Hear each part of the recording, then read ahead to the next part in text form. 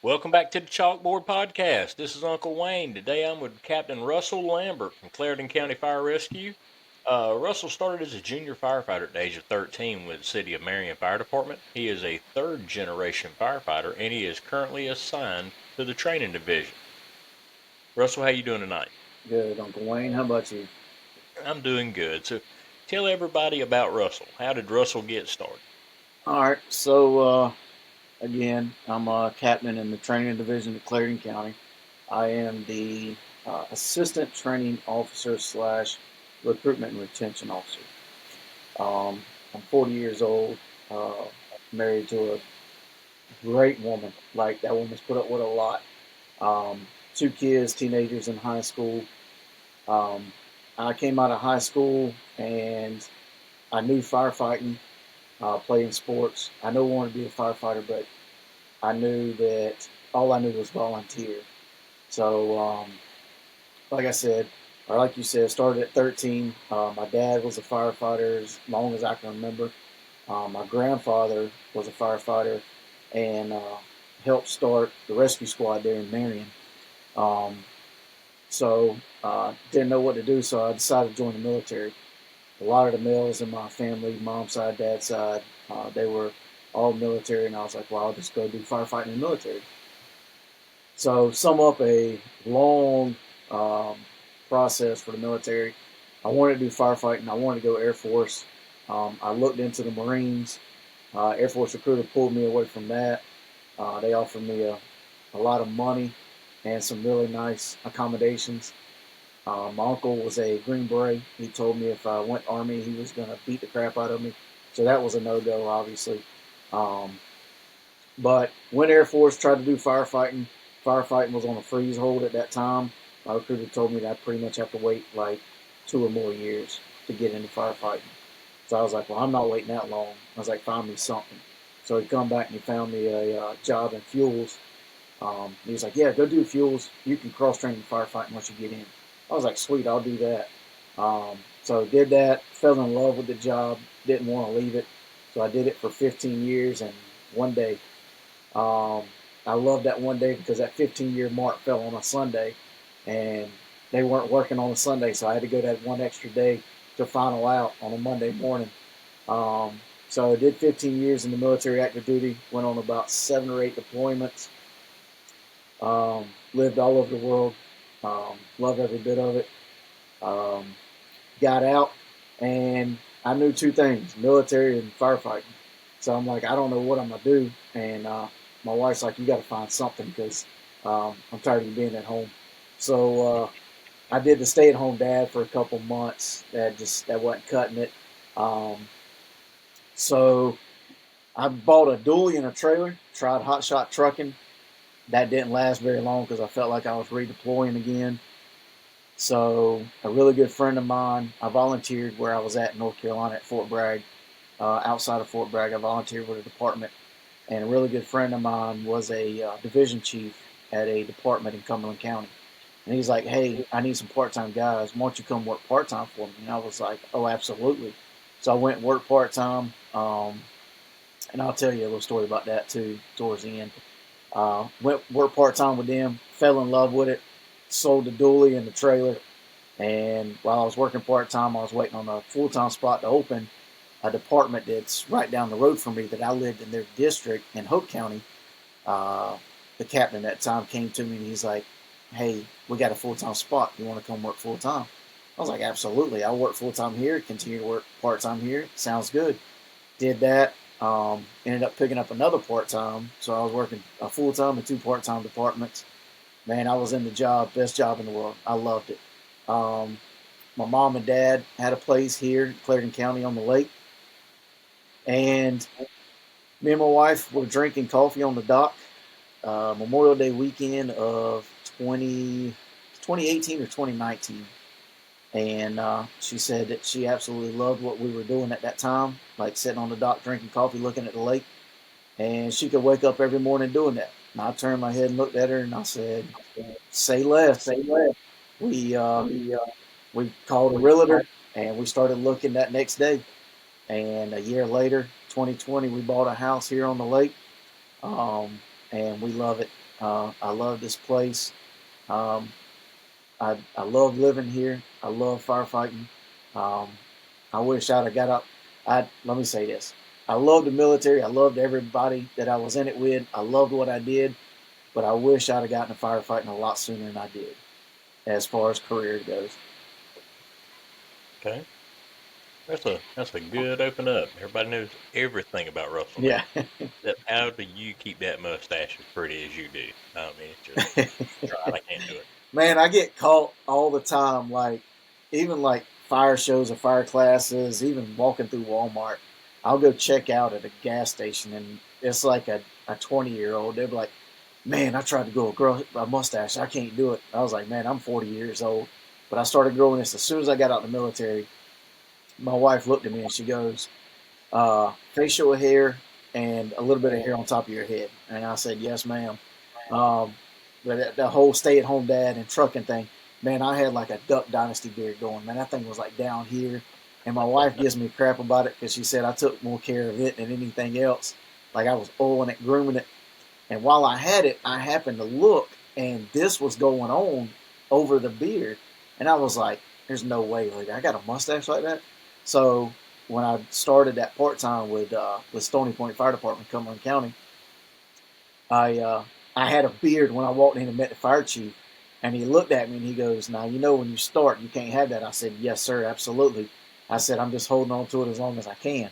So I shaved everything, like I was baby face. And when I was working at Puppy Creek in Hope County full time, me and my crew there, and you know one of them, Raylan, um, me and Raylan and my lieutenant at the time, Adam, we were sitting there. We're like, "Man, it's November. We should really grow mustaches." So we all agreed on it. The whole month of November, we were all going to grow mustaches. Man, I'm gonna tell you what, we were the worst looking crew with a mustache. Like the whole month of November, it was bad. Like we really looked like a landscaping crew. It was bad, man. It was horrible. But I didn't want to let it go because it was coming in really good. And what it looked like before the curls come in was just this. And somebody told me I looked like one of the guys from Super Troopers. I don't remember which one, but I had like just this going, and it was bad. I still have a picture of it, but I started oiling it and putting wax in it and playing with it. And within like 6 months, I had this. And I was like, all right. I was like, I can rock with that. I started getting compliments. So I had a barber that I went to, and he was cutting my hair, and he would like trim it up and mess with it for me. Um, Shout out to Mike in Fayetteville. Um, but yeah, and now I get asked all the time, "What are you doing to it?" And I was like, "Nothing. Like I can trim it back here, and it does its own thing. But I'll have to cut it back because if I don't mess with it for a while, it'll get up here and start messing with my eyelids. That's how bad the curls are. They'll like come way up here." Hmm. So, tell me the story of when you made your mind up that you wanted to be an instructor in the fire service. So I got to Clarendon County, um, and matter of fact, I got hired. I started with them October 2020. And I believe it was Chief Dennis sent me my letter. I want to say it was August or September when I did my interview, and it was different. We don't do it no more, and I really want to go back to this because this is where you really found out about a firefighter. Um, Sat down in front of a written test, took the written test, got up, changed clothes, went outside, did a JRAT, and got done with that. They said, "All right, we'll see you tomorrow." We spaced it out 2 days. So you had your written test, and then you had a JRAT. You come back the next day, professional attire, and sit in front of a board. And I still remember uh, Battalion Chief Lee Mahoney was sitting on that board, and I had Chief Dennis, um, Assistant Chief Ridgway, we call Dr. Bobby, and Chief Dennis sitting behind me at a table in the corner. And I'm sitting in a chair in the middle of the room, and I have them in front of me. I think HR was there, and they were going through their, the normal questions. What's your weaknesses? What's your attributes or your strengths? Those normal questions. And Battalion Chief Lee Mahoney looked at me and asked me where I saw myself in 5 years, and I said Well, I'll be honest with you. I said, because I'm not one to fill somebody with crap or tell you what you want to hear. I said, in 5 years, I see myself here in this department, and I'll fire chief. I said, my 10-year goal. I said, I plan to be a fire chief of a fire department somewhere. I said, I don't know where, but somewhere. I said, my whole reasoning behind it is when when I get out of the fire service, I want my kids to know that I never stopped and settled for just where I was at. I always strive to be more. Um, and my son, he's a junior on our department now. Um, that was a good moment when he came and filled out that application. My daughter's always talked about it. We still trying to get her out of that girly phase, um, but she wants to try it too. So I'm trying to get her to hook in and come on. But I want them to look back and say, my dad came in as a basic firefighter. He started as a junior and he worked his way as a volunteer throughout the years. What I could being in the military, but when we hit career, I put my nose forward and I tracked and I didn't stop until I met my goal.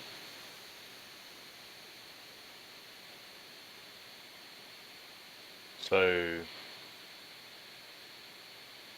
what do you think is the most important thing we as instructors? What do we need to remember?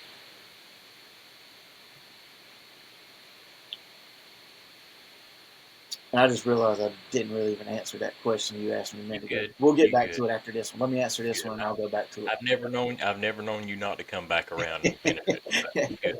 I got that memory, but a lot of mortars. Let's go there. Um, so, as an instructor, right? As an instructor, greatest. Ask me again. What do you think's the most important thing we need to remember as an instructor? What's something we never need to forget? So, having teenagers, I can say as an instructor, having teenagers of my own has been a great benefit because Mhm. I can watch my kids and how they interact with kids their age and how they interact at home.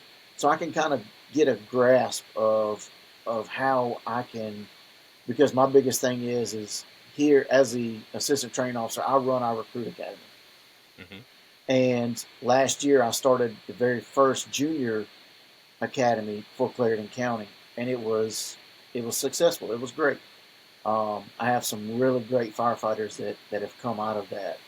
Um, but attributes or a benefit is reading your student, knowing what works for your student, and I think what helps me as an instructor is I try to get one on one with every student. Now that's hard in a like my recruit class right now is at 14 students. That's hard to get one on one with each one. But Mhm. if I get a text message right now from one saying, he or she is struggling on this, all right, well, meet me at the office tomorrow morning. Let's sit down and let's do that. So the biggest thing as an instructor is you got to get to that student's level. Um, Mhm. one thing we were taught in the Air Force is you got to put it on the Army level for them. So you got to get down to that level and paint the picture for them. Whether it's I've asked students to create Quizlets for me, and Mhm. I send it out because maybe this right here is how they can study the best is just sitting here doing this because that's their Mhm. go-to. Same thing with my kids. Um, you know, my son disappears. He comes home from lacrosse practice. He's in the hot tub right now, relaxing his muscles, but he's going to get out, hop in the shower, and he's going to disappear to his room. You walk in there, and he's either watching some videos on lacrosse or talking to his girlfriend. That's what the generations now know is a cell phone or this or a computer or tablet. So if you can paint the picture for them, that that's the easiest way to do it. And and I think it's taking yourself back to putting yourself in their shoes or their time. Um, like I said, putting it on the phone, putting it on the computer. Um, Zoom was the hardest thing to do trainings on. The computer, COVID really put a wrench in our what we do as instructors. Um, so COVID really hurt, but at the same time, I think COVID taught us something that you know COVID taught us a lot. COVID told us a lot because now I have, students that get sick, and prior COVID, you're like, all right, you're sick, stay home, we'll just have to figure out a way to catch you up. No, I got a student that is at work, he can't make it. Well, I got one that works like roadway construction, not DOT, and he gets stuck on a piece of equipment that nobody else can operate, but he can take this and put it on Zoom, and he's getting the material and listening with his earbud in, and it's no different than him being there. I'm on the Zoom, he's watching me. I've got the slides up there. I'm clicking through it. So as long as he can see his phone and listen to me, the student's still getting the same material that the one that's sitting in classroom is. Yeah, and you do, so just everybody so they know, Russell does both career and volunteer recruit Yep. schools. And so with it, everybody in the world that deals with volunteer training, we understand that one of the hardest things it is to get everything lined up where everybody can be there. Yep. Because these people have jobs, they're working, and then kudos to them, they're taking time away from their family and everything else to train and be able to help out their community and stuff. So like you were talking about with COVID, if we can take the technology ways we were having to deal with things in COVID and be able to help benefit some of the volunteers that if they get stuck at work that night, trying to get that delivery across to them so they don't get behind. I mean, I think that's a bonus. Yeah. So the way we're working our recruit, because just like Horry County is, we're a combination department. We have our volunteers, um, and surprisingly enough, this recruit class is a majority of volunteers over our career staff. So the way we work is when our career staff comes in, whether they're EMS side or fire side, it's required that they have to cross train or get the knowledge or the training of the other side. So Yeah, I because you're have I have two paramedics. One's career, one's part time. So our part time's not required. We give them the option, and she chose to come in and learn it. yeah. I take it back. I got three. Two of them What part is time, it? one Your full. department? When did you guys merge? We merged at July 1, 2020. Okay, so you figuring 5 years. You went through what we done 25 years ago. As I a matter mean, of so fact, I had a evaluator. This was 2 years ago. I had an evaluator come do a evaluation on a recruit, and I'm not going to name it. You'll know who it is. But they came and did an evaluation, and they looked at me and said that Clarendon County looked like a very early young Horry County. hmm And I take that as to heart, and I think that's a good thing because I think highly of Horry County. Horry County's doing great things, um, and I love it. yeah, I mean, the biggest thing I can take out of what me and you were talking about is we've got to be able to adapt. Right. Um, we've got to be able to have patience dealing with the younger people. We've got to be able to adapt to accommodate people, especially if we're in the volunteer training side. Like me personally, I deal with more of a career recruit school, and I Yeah. mean we got a machine going on. I mean we turn and burn, but there's a big difference in between the people that they're there. That's their job all day. So they've got to listen to me. We've got to go through the program. But you're dealing with volunteers, so you have to adapt a lot more than what say I do. I'm having to learn how to adapt more with our. We're getting a lot more of an influx of younger people, so I'm Yeah. having to adapt my delivery to help them be successful. But you know, you have to adapt your schedule and stuff a lot more than what I do.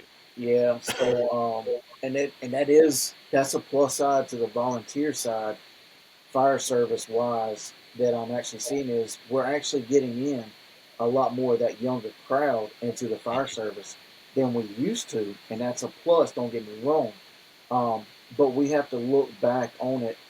Um, that South Carolina is one of those no child left behind state.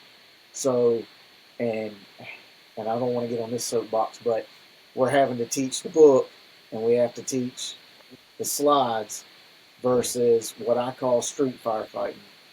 Yeah. Um, and Yeah, everybody has to do the same thing. We've yeah, got to make where they're. I mean, we have the chances to do so much more. Like our department, we go in and we teach the curriculum laid out so they can test. And we're not testing the book, and or we're not instructing for the test. no, We teach all the basic IFSAC skills and everything else. we're teaching But JPRs, and yep, we're making sure JPR. we're Yep. covering material. Mhm. But Yeah. the one thing we've got is after all their classes are done, we get to keep them for 5 extra weeks. See, I So like that. so Monday through Friday, for 5 weeks straight, we take the book, not say the book way because you know what we're talking about, but Yeah. it is the foundation that's laid that normally whenever they would graduate, go into street, and then they would start. So we use that as a good foundation to start putting some of those street skills to them. And what we do is we set it up to where we have companies come from the street every day. So it'll be a different rig, different crew, whatever, every day, and a different set of skills and scenarios. And Yeah. we I bring it like to that. where that way, instead of them having to go into a house somewhere, and maybe they might get some drills in, depends on how busy they are, how many calls they run, whatever else. Because I mean, look, our department run over 80,000 calls last year. I mean, this way, we know they're getting the extra time to get those drills in, and the companies that we're bringing in to help us do it, they're getting buy-in from those students. They're buying into what we're doing. They're giving it their all, showing them the street way. What's the easier way to make this stuff done? But they're building on that basic foundation that we laid, and it's a win-win because those rigs that are coming to help us, they get their facility hours that way because they're actually Yeah. training at the facility. So that's a good way to help them because And see, you figure that's one of the we plus sides to our recruiters. I pull our floor firefighters. They love to help, and that is one thing I love about Clarendon County is our guys on the floor, our girls on the floor don't have a problem helping out recruit when we doing skills and stuff like that. So I'm very thankful for them. Um, but that is one thing I would like to incorporate as an extension off the end of it, so I can Mhm. actually teach them. All right, so here you've learned the IFSTA way, you've heard the South Carolina Fire way. Now let me show you the Clarendon way, and this is how Exactly, we go inside and fight fire. Because exactly. I'm a And, very aggressive firefighter. So I get in there and get to work. So so, as an instructor, when you're sitting there, and this is something a lot of us talk about all the time, and this is really good for some of the people that are students that are listening. What are you looking for in a student? What kind of student just gets you wound up and gets you ready to go hard at what you're going to do? so I've sat in a lot of fire classes, and it never crossed my mind to think about this. And now as an instructor, now when I go to classes, because never stop learning. Um, when I go and take classes, I I kind of scan the room as I'm teaching because I want to look at each student in the eyes and make sure I want that look. And as an instructor what that look is, that they're locked in and they're learning. Um, I just I look for that look on their face that they're retaining their information, but at the same time that look that I had at that age or when I came into fire service as, man, this is, if I could just get past this, we get to go do all the fun stuff, or we get to go outside and do skills, and that's what I'm looking for is that look, the one that they're Mhm. locked on I to agree. me. They're not just watching the TV or the slides. They're watching me and they're retaining the information that I'm telling them because I've watched you teach and you've watched me teach. Hmm. We are the ones that we don't look up here and read it slide by slide or line by line. We look at what we're coming across and like, all right, so here, let me tell you about this. We teach off of knowledge and also Hmm. what we know from the past. Um, and then if there's something we know they need to know off of that slide, we'll include that. Sure. Um, but I'm looking for that interest. That's what I Mhm. want is somebody that I know that is retaining. They're a sponge. They're taking in. they're not just, they got their phone, they're looking down at it, then looking up, then looking down, so forth and so on. All right. So, how much of a role do you think being a mentor plays in how you do your job? I think it's I think it's a large role because Absolutely. you're talking about a student that is, or let me say a recruit. A recruit comes off the street. So when I bring them in, they fill out an application. Um, state of South Carolina, we do the background check, all that. If everything comes back good, I bring them back in. I am the first point of contact for them. Besides, if they met a volunteer that says, hey, go meet this individual, or they send an email in. We have a department website, and we have a spot on the website where they can go and click, interest or join our family. I think is what it says. Um, so I am the original point of contact for them. And then when they decide to join the Recruit Academy, I am the main point of contact. So I am that one that can mold them from, you know, first point of contact till graduation. Um, so I still have recruits that I've had 2 or 3 years ago still come to my office today and ask questions. Hey, I ran this fire, with the fire department the other day. This happened. Should I have done this differently? And we kind of do sit down and do like an after action review with each other. And then I'll tell them, Art, well, this is what you did. This is what you should have done. And I always tell all my recruits, I'm here to teach you JPRs and the if stuff the way. When we get done, I'm going to teach you, and I'll call it real firefighting, not book firefighting. And I hate to say Hmm. it, but it's the truth. But yeah, it, I always want my recruits and those firefighters that I wasn't able to teach. I always want them to be able to know, and leadership always tells you we have an open door policy. But is that open door policy true? Like, am I able to just walk in your door, or do I need to call, and set up an appointment, or do I need to make sure, it's okay for me to swing by? That's how Captain Lambert is. My door is always open. If I'm sitting at my desk, please walk in. And I always tell them, my cell phone is always, I got a personal cell phone and a work cell phone. I'll give you both of them. I don't have a problem with it. Text me call me 24/7. If you have a question, I am here for you. If something happened on the fire and you got a question about it, call me. Hey, this is what happened. I will take my time and give you that time to answer a question or help you if you need anything. And what you said earlier to start off with proves you made an impact, or at least the way I'm hearing it does, because the student you had 3 years ago is calling up saying, "Hey, we run this fire. I done this. I done this. Was I right?" So they're still reaching out for that mentorship. They're still wanting that guidance. That means that you know you done it good enough to make an impression on them to where they trust you for advice. So they're reaching out for it. I And think I that's even great. got, I I mean, mean, and I even do a driver operator program in a department. If somebody wants to learn how to pump, we have to, they have to get their hours of drive time. They get checked off. They go through the pumping evaluation, all this kind of stuff. And I'll have them come up and be like I got one individual, and I love this guy. He's always wanting to learn more, and he'll walk in my office and be like, "Hey, Captain Lambert, I got a question." I'm like, "All right, shoot, what you got?" He'll be like, "All right, so I drove by this house the other day, and I got to thinking, if we got toned up for a structure fire for this house, how do you think I should approach if I was first due, second due?" And me and him will pull it up on Google Maps. We'll sit down. I'll get a piece of paper out. We draw it out. And I'm like, "Hey, this is if you're first due, this is what I expect you to do. If you're second due or whatever, if you roll up in the aerial apparatus, this is where." And he'd be like, "All right, well, what about this? We've got some trees grown up." I'm like, "Okay, well, let's just do a courtyard lay. Let's do a driveway lay. Let's lay some hmm hose and we just pump.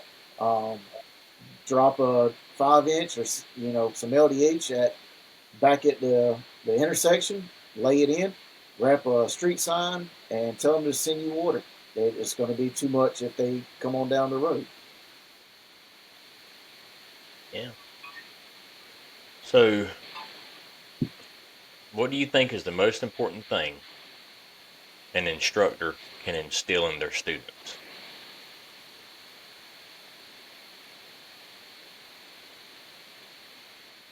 The heart that you have. Not only the heart, but I think the biggest thing is the love for the job. Mm-hmm. Um, like I said, man, I wish I'd have gotten in this a long time ago, especially being an instructor. I wish I'd have gotten a training division and learned about it when I first came into the fire service, and even when I started working with Stony Point and Puppy Creek. At Puppy Creek as career staff, we were responsible for training the volunteer staff. And that's, I think, where my love started, was training those volunteers working Mm-hmm. there. Um, but getting them that buy-in, getting them, Yeah. this the whole, they see the fire truck roll by their neighbor's house or something like that, and they're like, oh man, that seems kind of cool. I want to go try it out. Or they talk to somebody on the scene because they drove by it. But when you sit them in that seat for orientation of recruit school or recruit academy, is that orientation, that first day, have their heart and their buy-in the same as yours. Get I them. think it, I think it, I think it grows more, Russell. I think the first day you get the hook to get them in the door for the next class, but if we're not super enthusiastic, showing the love and the drive we've got Yeah, while we're that's teaching, it. we're going to lose them. Yeah, I mean, and I tell my students the and we do the module series. It's working out great. I love teaching the module series, but the way I've got it played out is, I think I got it set up to where, you know they're coming in and they're getting a little bit of fire stuff, and then I got to get them through dry hazmat. That hazmat. God, nobody likes hazmat, so I get them through that, and then I got a guy. I got a guy. yeah, send me your guy. Let me see if I can recruit him. But You it's might it's be able to get him on a lease operation for a day or two. we'll talk. We'll talk. But I get them through, get them through Bravo, getting them that exterior stuff, that fireground stuff, the support side, and then, all right, bear with me through hazmat. Let's get you through hazmat. We got to know this stuff. I can make it fun, and then guess what? Charlie's coming. Now we're going to play with fire. We're getting into burn building, and that's that hook. I get them like, all right, Captain Lambert, if I get through this, if you'll work with me, I get through this, then I'm in there. So when I tell them I'm teaching them and stuff like that, I'm trying to throw. I'm not one to do war stories, but I try to throw a story that relates to what we're talking about, to Mm-hmm. kind of get them interested and be like, oh man, if I get through this, maybe I'll get a call like that, or maybe Captain Lambert loves this job, maybe I can love it like he does. So All right. it's Let me throw something at you real quick and tell all me right. what you think. I had a student the other day, because I'm teaching an instructor one class right now. He come up to me and said, "How we lay the class out a lot of times makes and breaks how the students go." I said, "Yeah, you're right. That's what the new lecture says, and I would agree it. If you don't lay your classroom out right, it's not going to be as successful." He goes, "Why can't we do it like we just sitting on the bumper of the truck?" He said, "I've learned more off the front bumper than I have anywhere else throughout the fire service." He said, "What would it be if we just had it that relaxed? You're still teaching the same material, but if you could have somehow a bay floor concept." I said, "I That's like going to it. be a great I don't instructor know right how I there. could do it. I like it." That individual is going to be a great instructor. If Hmm. he's in that class right now and that pops in the top of his head, is that whole mentality, that's going to be a great instructor. Well, I'm Um, stating it. I done told him I am. I'm gonna I'll give text. you. I'm I'll gonna give him text you some for credit. his name. You need some help teaching that class? um, I mean, but seriously, think of it. If we could, I mean, all of us have been in a traditional thing, and you know, I can lecture two people or I can lecture 200. A lecture yeah, is a lecture. yeah, And, but when we get into that lecture aspect, the lecture part, think about how much more on a personal level you could get with the students if it was like we're sitting at the kitchen table or on the front bumper. So I that's mean, that's actually, like, glad you brought that up. So one of the things, the benefits I have at Clarendon County, and I found sitting in the corner, is a portable projector screen. and then we Mm-hmm. have a really nice projector.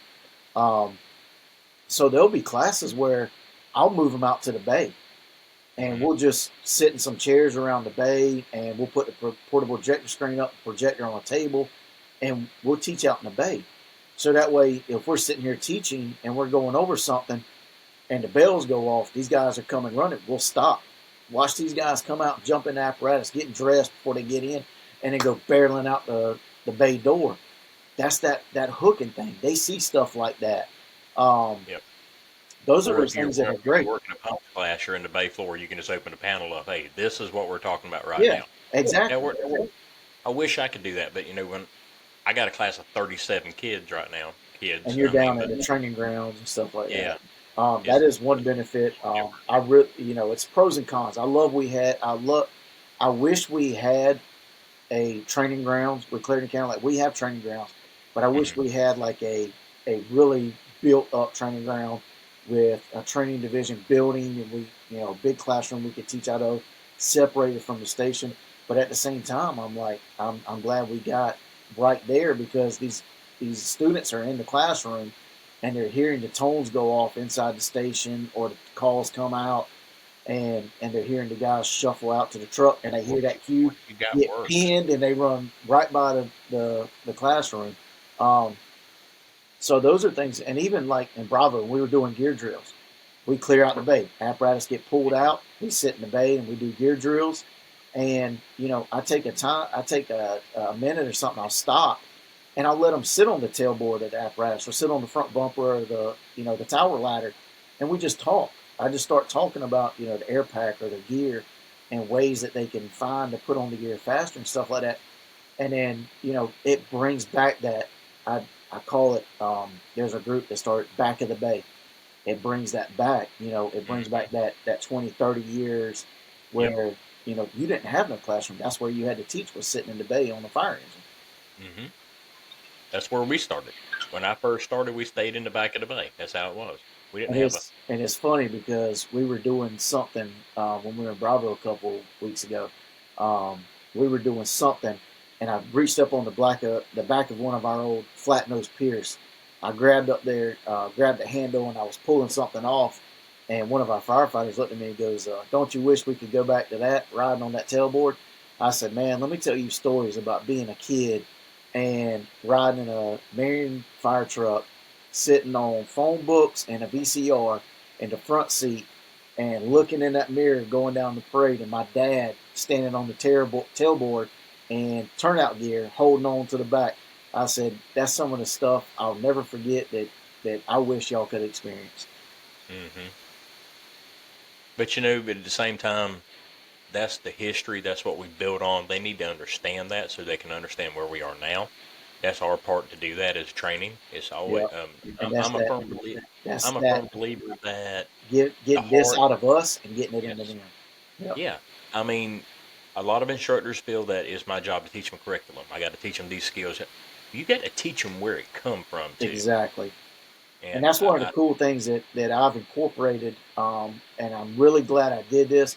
And everybody knows Chief Carter Jones. hmm You have no I'm gonna idea. get him on here. You got So to.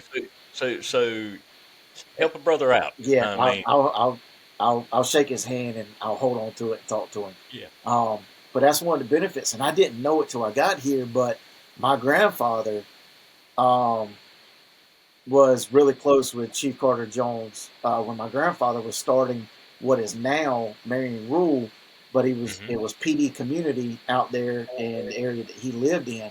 Marion Rural took it over, but it was PD Community. He worked hand in hand with Chief Carter Jones on how to get that started, because Chief Carter Jones started Clarendon County. Out of his Fire driveway. truck parked Yeah. in front of his house because we didn't have no station to put it in. Um, but one thing I do, and I'm very thankful for that man. I don't know where the fire service in a whole would be without him. But um, when I do my recruit academy, within the their first or second week of recruit academy, I bring Chief Jones in and let him give them a Clarendon County Fire Rescue or Clarendon County Fire Department history lesson.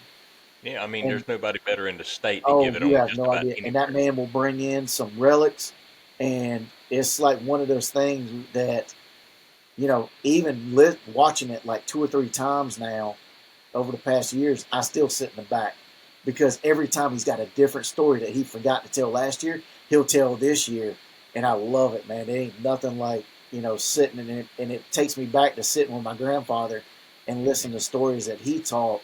Man, it don't get no better. Oh yeah. So, what's the future goals for Russell?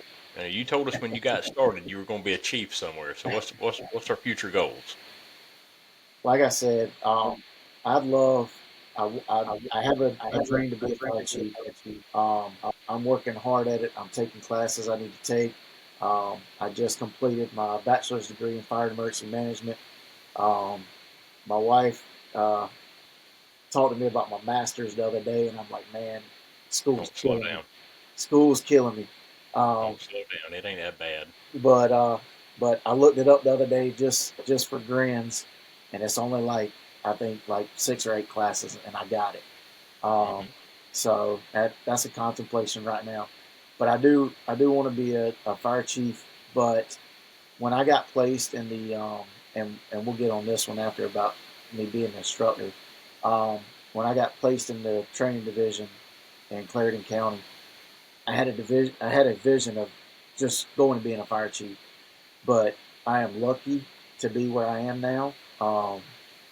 I am thankful for it because I have learned a lot that I don't think I would have learned without being where I am. Um, but I want to work my way up to it. I don't want to be that individual that just went from here and passed all these steps and became a fire chief. I don't want to be that one. Um, I want to be one that I did the volunteer side.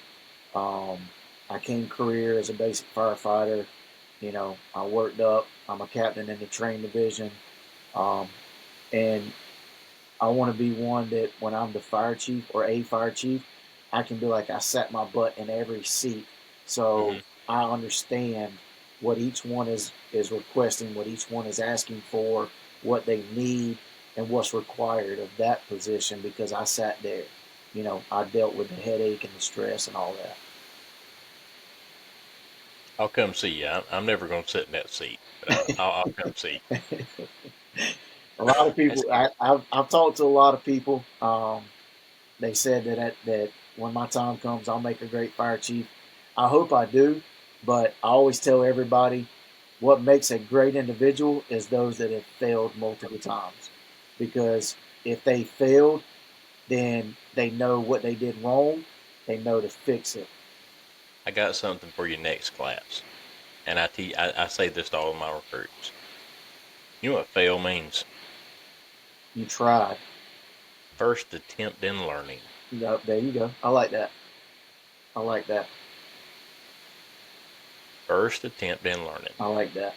Because Um, remember, the training ground is where we can have unlimited, unrepeatable mistakes. exactly. I told a student the other day. Um, we were talking about PPE and putting PPE on and getting dressed and all that kind of stuff. And I told him, I said, y'all know, I said, Captain Lambert's made a lot of mistakes in his fire career. I said, but every mistake he's made, he has learned from. I Hmm. said, no, like life threatening mistake or anything that has harmed anybody or anything. They were personal mistakes. And I've learned from them. I said, talking about that part time with Stony Point.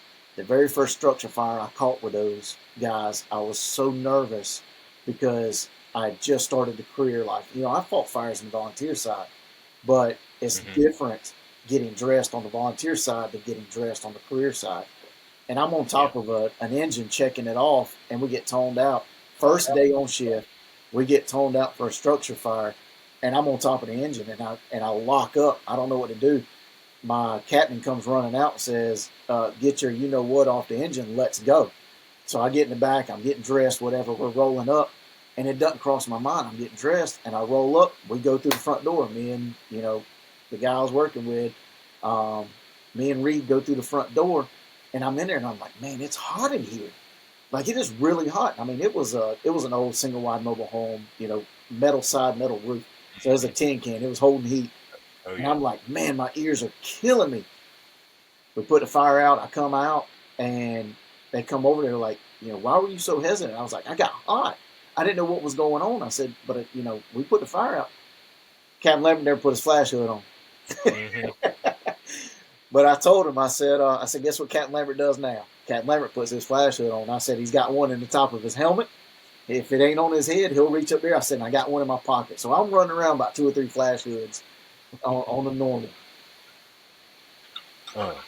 So here comes the question. Last one. When you decide it's time to hang it up and retire, what do you want the stories of Russell Lambert to be?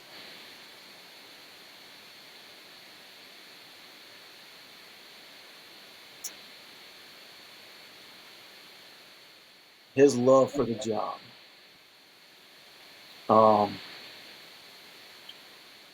He could take anybody and he could teach them the job. I don't care what I did as a firefighter. I don't care what I do. If I do make fire chief one day, I don't know. I might love what I do now and stick it where I'm at. But I want to be remembered as one that nobody had a greater love for this job than I did, and he could take anybody off the street and make them a firefighter. Mm-hmm. That's what I want to be remembered by. When my kids look at, when I'm 70, 80 years old, or I'm got worms in my ears and under dirt, I want my kids to be able to say, my dad was a hell of a firefighter. Yeah. Not a fire chief. My dad was a hell of a firefighter. And I might be kind of partial due to my current job status, but I'll honestly say that after all the years I've been doing this, being an instructor, that is being my primary job now, is probably one of the most fulfilling parts of being in the fire service. Being able to take what I've learned over my lifetime being in the fire service and passing it on to others. And I mean, we do it in the firehouse. When we were on the street working or whatever, we done drills. We taught people that were young, stuff we had learned over the years to make them better. It's just something about being in that class and watching them grow from day one until they finish. Absolutely. And it's to me, there's no better fulfillment. Like I said, no one you take somebody off the street that knows nothing. All they know is they see the guys roll up in the fire engine, jump out, go in, spray some water, come out, and the fire's out. No one you could take somebody like that and bring them in, and in a matter of 6 months to a year, you could really teach them the ins and outs. Now, they won't have the knowledge that you do, or they won't have the experience and learn the ins and outs. But the fact that they know to put that nozzle in their hand, go through that front door, and grab somebody and get them out and put the fire out, that's rewarding. That's what makes me feel good about what I do. Absolutely. Well, Russell, I appreciate you coming on tonight. Oh, let's go back to that question I completely skipped over. I told you we are going to get it. So, all right, let's go. About it really wasn't what made me want to be an instructor. I came to Clarendon County, and the guy that was in the position I'm in now wanted to go back to the floor. And I was approached and asked if I would be interested in that position. And I was like, I mean, I love to train. I love training as a firefighter on the floor. I guess, I'll give it a shot. I'll try and, train firefighters. Needless that I know that I would be teaching recruits and stuff like that. So I took the position. I was awarded it. And Chief Dennis still to today gives me crap for it. My hiring process, I was supposed to create a PowerPoint, and it was supposed to be no more than 20 minutes. When I got done, Chief Dennis said I talked for an hour and 20 minutes. So he still gives me crap because he says I talk too much, which I do. But I love to talk, and I love teaching and telling people about the job. So as far as the love as instructor or what made me want to be an instructor, I can honestly say I didn't really want to be an instructor. I wanted to be a training officer and train volunteers and stuff like that. But about a year into it, um, helping teach the recruit academy till I Hmm. fully took it over. Man, I fell in love with it. That's going and sitting down and teaching these, you know, these recruits right off the street, or EMS students that know nothing about fire, never wanted anything to do with fire, um, bringing them in. And then my last recruit class, I have a paramedic, and he wanted nothing to do with fire. When he got out of my recruit class, that's all he wanted to do. He said, "Man, I don't care if I ever get back on the ambulance. I want to ride a fire truck, fight fire." Um, so that it's having a love for this job is really what makes you want to do stuff. Oh Makes you yeah, want absolutely. to space out. So a year after being the training officer, being in training division, that's when I knew I wanted to be an instructor. Good deal. And I said That's something the awesome. other day. I made a comment.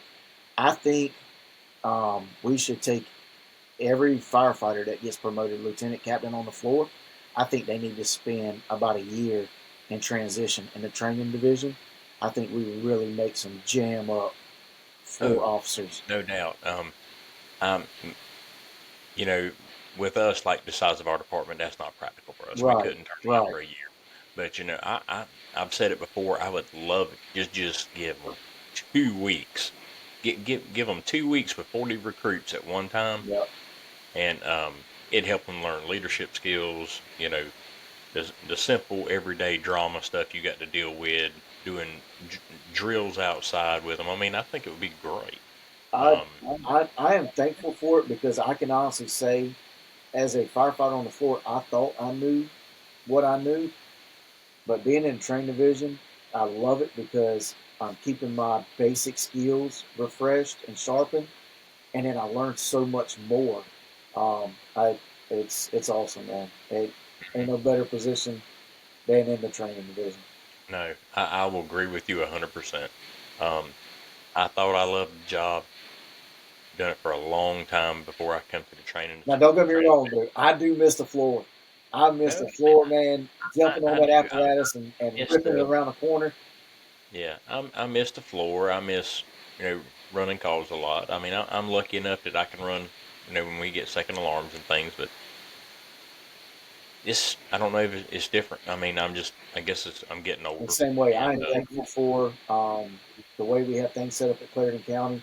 We're a combination department, but we're limited on our resources. So if calls come out, I'm at Station 1 in Manning and we get a structure fire in Tuberville, I'm lucky enough that I'm allowed to go run that call. Or, because, we're, we're a majority volunteer. I think I brought on two young gentlemen day before yesterday. I brought them on, built up their package and added them to the roster and everything. Um, and I looked at it. We're about 231 members total. Only 97 of those are career, and we're talking about four shifts because we run 24/72s here. hmm So you're talking about four shifts. So we have a majority of volunteers, and we rely on those volunteers, but they have everyday lives and jobs. So we're not going to get them Monday through Friday, 8 to 5, unless they work, at GP at the mill and they're working a swing shift, a night shift, or something like that. So we yeah. rely on our admin staff to show up to those calls Monday through Friday, 8 to 5.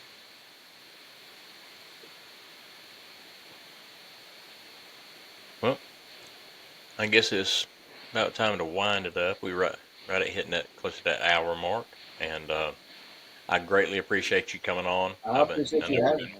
I was kind we've of been nervous waiting. about this, but it's been fun. Yeah. Uh, Anything talking about firefighting, I'm good. I love it. yeah. So tomorrow morning when you get to work, you can tell Chief Jordan radar's getting closer. Yeah. Uh, I tried to hit him up the other night, and he said, "Let me get through fat babies first." Uh, but Yeah, John and Lee's trying to get me real bad. They like to do me and Dad together. Um, that would be a good one. yeah, I think that would be a good one with me and Dad Yeah. together. So I got to just talk pops and let's just do it, man. Let's have some fun.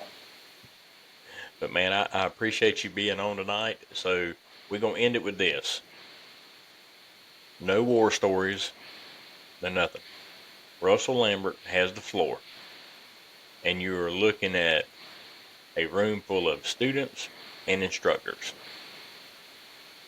Give both groups the best advice you can to help them be successful.